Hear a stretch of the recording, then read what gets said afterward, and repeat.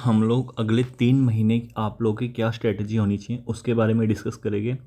अगर आप लोग सीरियस नहीं हैं एग्ज़ाम को लेके तो प्लीज़ ये वीडियो यहीं पे छोड़ दीजिए, क्योंकि आगे जो भी डिस्कस होगा ना वो ऐसा नहीं है कि मैं रैंडमली आया और मतलब बता के चला गया।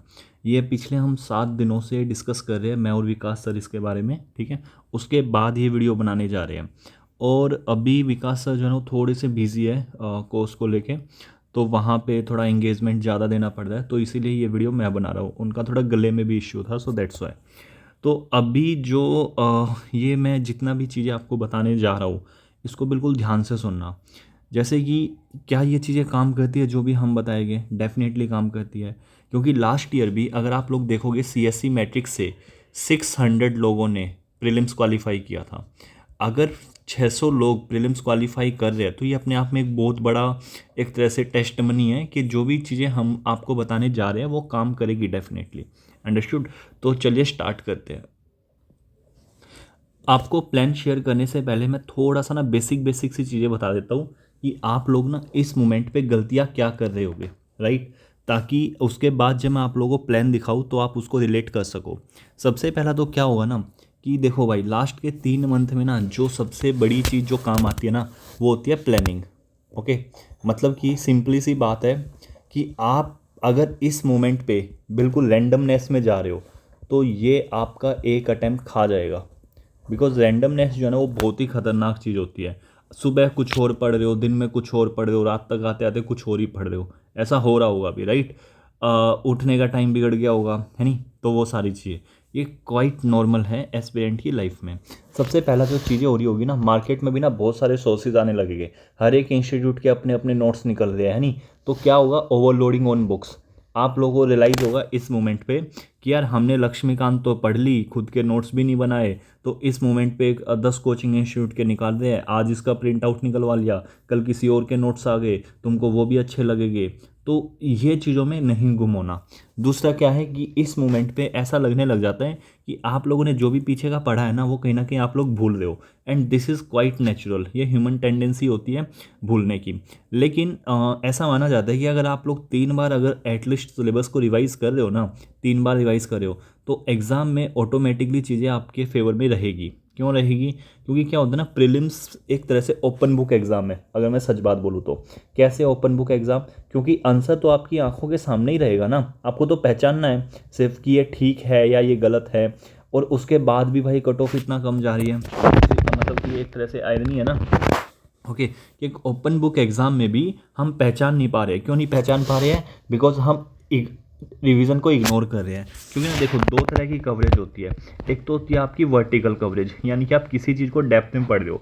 एक होती है हॉरिजेंटल कवरेज। और जो प्रीलिम्स है ना, पिछला अगर आप लोग पैटर्न देखोगे काफ़ी सालों का, प्रीलिम्स जो है ना वो हॉरिजेंटल कवरेज की डिमांड करता है, ना कि वर्टिकल कवरेज की। वर्टिकल कवरेज कहीं ना कहीं आपको मेंस में चाहिए होती है, ना कि प्रीलिम्स में। प्रीलिम्स में क्या होता है कि आपको ज़्यादा से ज़्यादा चीज़ों के बारे में जानना होता है, वो भी कम टाइम में। ओके, सो सबसे बड़ी जो इशू अभी के लिए आप लोग फेस करोगे वो होगा रिवीजन को इग्नोर करना। क्योंकि आप बार बार देखो, मैं सीधी सी बात बताता हूँ भाई, रिवीजन ना थोड़ा डिफिकल्ट होता है। रीज़न क्यों होता है डिफिकल्ट रिवीजन? क्योंकि एक ही चीज़ को बार बार पढ़ना ना काफ़ी बोरिंग होता है। लेकिन लेट्स से अगर आप लोग कोई नया मटेरियल पढ़ रहे हो वो आपके लिए काफ़ी ईजी है नहीं? नेक्स्ट हो गया कि मॉक टेस्ट को स्किप कर लेना। मतलब कि यहाँ पे मैं जो बुद्धिज़्म की एक मिडल पाथ है ना, मैं उसको रिकॉल कराना चाहूँगा। दो तरह के लोग होते हैं, एक तो जो टोटली पीवाईक्यू पे रिलाई करने लग जाते हैं, एक वो जो टोटली मॉक पे रिलाई करने लग जाते हैं।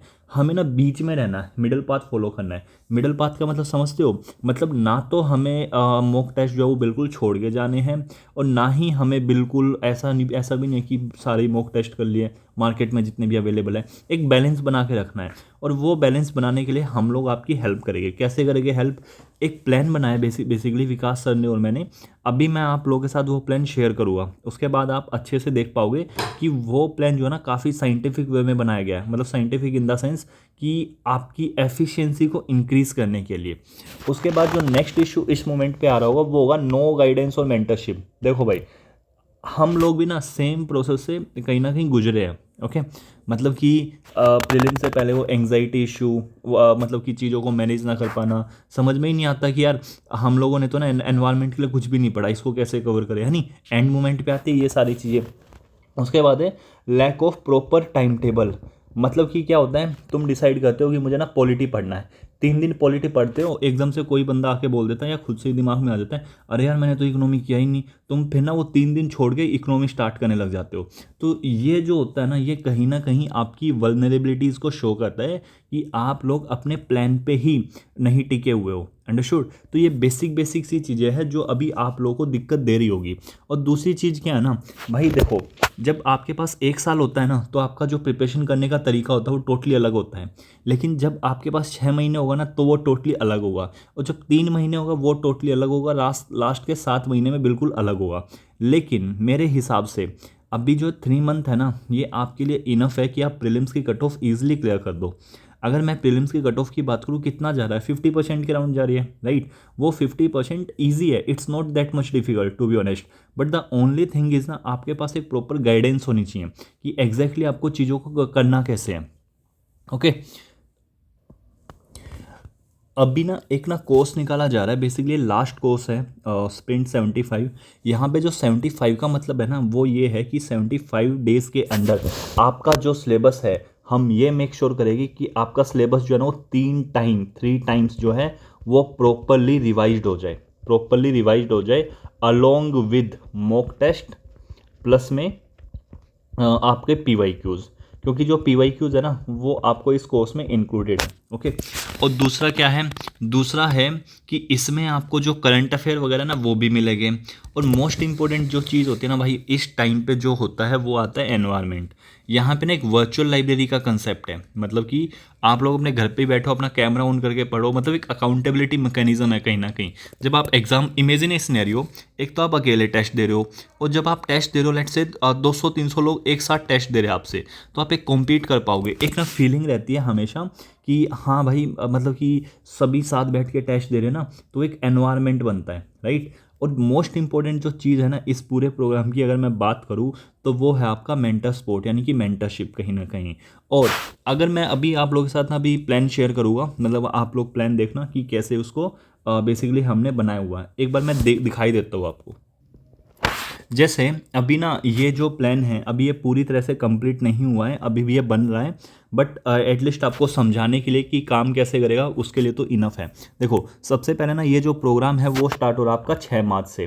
अब ना हम लोगों ने क्या फोकस किया है ना, अगर आप लोग 2024 का देखो, आप हमारी मत सुनो, टू बी ऑनेस्ट मत सुनो हमारी, आप किसकी सुनो, आप PYQ देखो, ठीक है। अगर हम जो बोल रहे हैं अगर वो हमारी बातें PYQ से अलाइन करे तो आप हमारी सुनना, नहीं तो आप हमारी बिल्कुल मत सुनना। अब क्या ऑब्जर्वेशन क्या है, ऑब्जर्वेशन सिंपल सी है, पॉलिटी, ज्योग्राफी, एनवायरनमेंट, इकोनॉमी, इनके जो क्वेश्चन है ना वो ऐसे क्वेश्चन है जो आप पढ़ते हो ना कहीं वैसे ही देखने को मिलते हैं। लेकिन आप एक बार जाके आज एनवायरनमेंट के क्वेश्चन देखना, आप हिस्ट्री के क्वेश्चन देखना, साइंस के क्वेश्चन देखना, चांसेस ऐसे रहते हैं यार आपने कभी सुने ही नहीं होते, समझ रहे हो। तो आपको ना मेक श्योर करना कि आप पॉलिटी से कोई गलती ना करो, जैसे कि एग्जांपल के तौर पे हम लोग स्टार्ट करेंगे पॉलिटी से। अब पॉलिटी में जो इंपॉर्टेंट, जैसे ये टारगेट है, अब भाई 3 महीने बचे हुए हैं, तो हमारे ना एक प्री कंसीव्ड नोशन है कि एटलीस्ट आपने 1-2 बार पॉलिटी कर चुके होंगे, तो एक दिन में 6 टॉपिक करना it is not that much difficult. Apart from that आपके जो डे को है ना वो 3 स्लॉट में डिवाइड किया गया है, 3-4 स्लॉट में। जैसे पहले स्टेट आप सुबह उठ रहे हो कि आपके पास एक टारगेट है हिस्टोरिकल बैकग्राउंड, आप अब एक पर्ची पे लिखो, उसको टांग लो, जैसे हिस्टोरिकल बैकग्राउंड हुआ उसको कट मारो, तो इससे ना एक सेंस ऑफ कंप्लीशन आएगा कि हाँ अब मेरा ना सिलेबस कंप्लीट हो रहा है। उसके बाद आपको CSAT को भी टाइम देना है, प्लस में आपको हम ये बताएंगे कि एग्जैक्टली ना PYQ एनालिसिस का ये वाला लेक्चर अपलोड कर दिया गया है, आप इसको साथ के साथ देखते रहिए, राइट।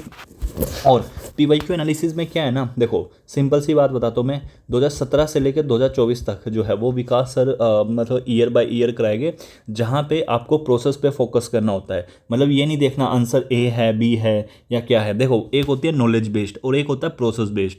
बेसिकली हम जो PYQ है ना, जैसे लास्ट ईयर भी आप लोगों ने देखा होगा जो एक वीडियो थी जिसपे 1 लाख से ज़्यादा व्यू गए थे, उस वीडियो अगर आप लोग देखोगे उस वीडियो पे कितने पॉजिटिव कमेंट है, और वहाँ से काफ़ी सारे लोगों की हेल्प हुई। उसी वीडियो की वजह से मैं ये बता रहा हूँ ना कि 600 लोगों ने प्रीलिम्स क्लियर किया, राइट। और भी बहुत सारी अलग अलग चीज़ें थी। तो मेरा कहने का सिंपल सा पर्पस क्या है ना कि आप प्रोसेस को, जो एल्गोरिदम है यूपीएससी की, उसको पकड़िए। ऐसे ना डाउट मत कीजिए चीज़ों पे, क्योंकि अगर कोई चीज़ फेल होती है ना एग्जाम्पल के तौर पे, वो सबके लिए फेल हो रही है, क्योंकि जो भी बच्चा प्रीलिम्स निकाल रहा है ना वो पीवाईक्यू को एनालिसिस करके ही बैठा हुआ है। तो जैसे ना आप 6 माह से प्लान स्टार्ट हो रहा है, तो इसमें आपका आ जाएगा पॉलिटी।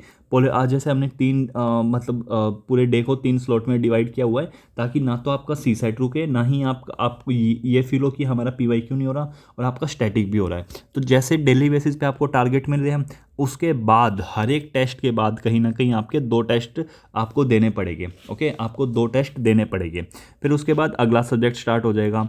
आप एक पैटर्न देखना, इसमें हमने जो प्लान बनाया ना, इसमें ये है हर एक सब्जेक्ट के बाद आपको 2 मॉक टेस्ट देने हैं। क्योंकि रीज़न क्या है ना, सिर्फ और सिर्फ भाई हमने देखो, हमने स्टैटिक भी कर लिया, हमने पीवाईक्यू भी कर लिया।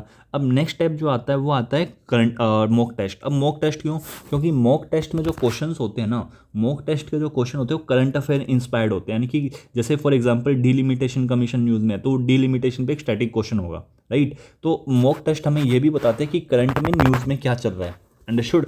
उसके बाद जैसे जैसे आप आगे बढ़ोगे ना, तो जैसे ये हिस्ट्री स्टार्ट हो जाती है आपकी। इससे पहले ये एंसेंट मिडिवल, ये सारी चीज़ें, राइट। और हर एक टेस्ट के हर एक सब्जेक्ट के बाद आपको टेस्ट देखने को मिले, जैसे first mock test of modern history, second mock of modern history, first mock of ancient medieval, second mock ancient medieval, इस तरह की चीज़ें। और साथ में आपका सी साइड भी चल रहा है, प्लस में आपका पीवाईक्यू भी चल रहा है। और along with that let's say आपका ना पॉलिटी स्ट्रॉन्ग है, ठीक है, आपको लग रहा है कि सर ये वाला जो हमारा सिलेबस है ना, ये हमारा हो चुका है, लेट्स से हाफ डे से भी लेस में हो गया, लेट्स से 2-3 घंटे में हो गया, आपने शॉर्ट नोट्स वगैरह बना रखे हैं, तो आप ये देखो आपका ना सबसे वीक सब्जेक्ट कौन सा है। जो भी आपका सबसे वीक सब्जेक्ट होगा ना, आप चीज़ों को उसके अकॉर्डिंग एडजस्ट कर सकते हो। अंडरस्टूड। तो ये बेसिक फ्रेमवर्क मैंने बता दिया कि ये जो प्लान है ये काम कैसे करेगा, राइट। और अगर आप लोग सच में मेहनत करने को तैयार हो, तो ये लास्ट बैच है भाई। अगर आपको लग रहा है ना कि चीज़ें आपके अकॉर्डिंग नहीं चल रही है, कि आप खुद से नहीं कर पा रहे हो, तो कोई दिक्कत नहीं यार, आउटसोर्स कर दो। क्योंकि ना अटैम्प्ट बहुत ज़्यादा ज़रूरी होता है। और ये चीज़ें तो स्पेशली तब जाके समझ में आती है, जब 4-5 अटैम्प्ट हो जाते हैं ना, तब जाके समझ में आती है। जब 1-2 अटैम्प्ट बचा होता है कि यार काश ना स्टार्टिंग में ही थोड़ी गाइडेंस ले ली होती ना, तो शायद कुछ अटैम्प्ट बच जाते हैं हमारे, है नहीं। अंडरस्टूड। और सीधी सी बात है, 10 लाख लोग फॉर्म भरे हैं, क्लियर जो प्रीलिम्स कितने का होगा भाई, 10-12 हज़ार का ही होगा ना। सबका तो प्रीलिम्स क्लियर होने से रहा नहीं। तो आपको थोड़ा सा ना कि वो बोलते हैं ना, थोड़ा सा टफ होना पड़ेगा, है नहीं। वो काफ़ी कि कंपटीशन काफ़ी कट थ्रोट कंपटीशन है। तो या तो इट्स कि या तो तुम हो या फिर वो है, समझ रहे हो। कि या तो तुम जाओगे लिस्ट में या फिर तुम्हारे कॉम्पिटिटर जाएंगे, उस तरह की चीज़ है। एक एक सीट पे इतनी मारा मारी है। तो मेरा सिंपल सा कहने का पर्पज़ ये था, ये सारी चीज़ें समझाने का, कि ये एक काफ़ी अच्छा प्लान बनाया हुआ हम लोगों ने। अगर आप लोग इसको फॉलो करते हो, तो इससे अलग आपको कुछ भी पढ़ने की ज़रूरत नहीं है, कुछ भी पढ़ने की। अंडरस्टूड। सो दिस इज़, ये आपका एक फुल प्रूफ प्लान है। इसके बाहर एटलीस्ट ना आपका हर एक बार क्या हुआ ना, हर एक सब्जेक्ट आपका 3 टाइम्स रिवाइज हो जाएगा इसमें। जैसे कि पहले इस फेज़ में तो मैंने बता दिया इस तरह से शेड्यूल है। उसके बाद ना एक और फेज़ आएगा जहाँ पे ना एक साथ 2 सब्जेक्ट लेके चले हुए हैं। जैसे एग्जांपल के तौर पे ज्योग्राफी प्लस एनवायरनमेंट। देखो सिंपल सी बात बताता हूँ, आपका ना एक पेयर है, देखो polity plus economy 1/3 paper, geography plus environment 1/3 paper, history plus science 1/3 paper. Prelims निकालने के लिए ना किसी 2 एस्पेक्ट में स्ट्रॉन्ग होना पड़ेगा। और generally polity, economy, geography, environment, इनमें स्ट्रॉन्ग हो जाओ तो काफ़ी चांसेस है कि आपका प्रीलिम्स रुकेगा ही नहीं। अंडरस्टूड। और अभी ये जो कोर्स की डिटेल है, मैं थोड़ी सी वो बता देता हूँ, वो कब से स्टार्ट हो रहा है। ये जो कोर्स है गाइज, ये आपका 1 मार्च से स्टार्ट हो रहा है सुबह 10 बजे से। और इसका जो लिंक है, कोर्स कैसे क्या करना है, वो आपको डिस्क्रिप्शन बॉक्स में मिल जाएगा। वहाँ पे आप पेमेंट कर सकते हो। 1 मार्च 10 बजे ही लिंक एक्टिव होगा। Understood.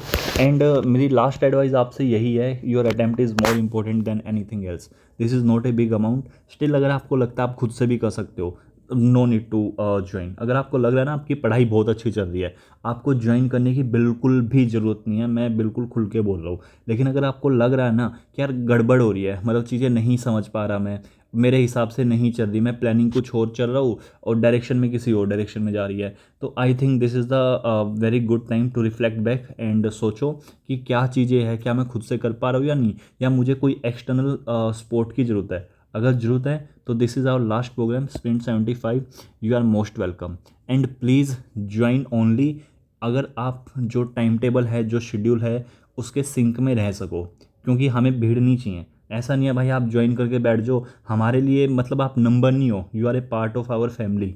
Understood? So thank you, Jai Hind, that's all for today.